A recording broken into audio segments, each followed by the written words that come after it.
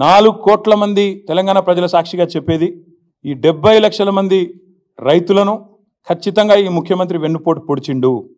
మాయ మాటలతోని మభ్యపెట్టి తడిగుడ్డతో గొంతు కోసిండు. 100% నిజంగానే నువ్వు చెప్పినట్టు రుణమాఫీ చేసుంటే ఎందుకు తెలంగాణ ఇవాళ రైతుల నిరసనలతో అట్టుడుకుతా ఉంది?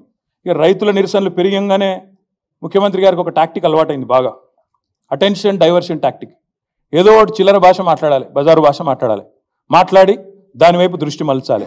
దరిద్రం ఏంటంటే ఆయన బూతులు మాట్లాడతాడు, నికృష్టంగా మాట్లాడతాడు, దాన్ని రాసేవాళ్ళు ఉన్నారు, చూపెట్టేవాళ్ళు ఇంకా అదో పైశాచిక ఆనందం.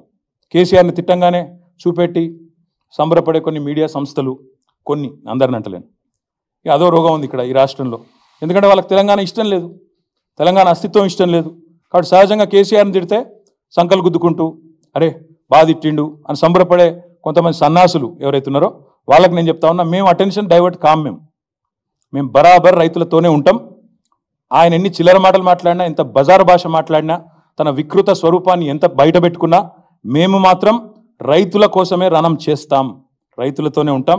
మేము ఖచ్చితంగా ఎంబడబడతాం.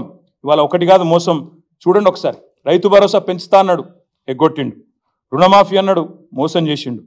బోనస్ అన్నాడు, బోగస్ అయిపోయింది. కానీ వదిలిపెట్టం, ఇచ్చేదాకా ఎంబడబడతాం. రైతులకు కరెంట్ అన్నాడు, 24 గంటల కరెంట్ అన్నాడు, ఎక్కడుందో మాకే తెలియదు. అందుకే ఈ రైతు ద్రోహి ప్రభుత్వాన్ని వదిలిపెట్టకుండా వెంటాడుతాం, వేటాడుతామని చెప్పి విజ్ఞప్తి చేస్తా ఉన్నా.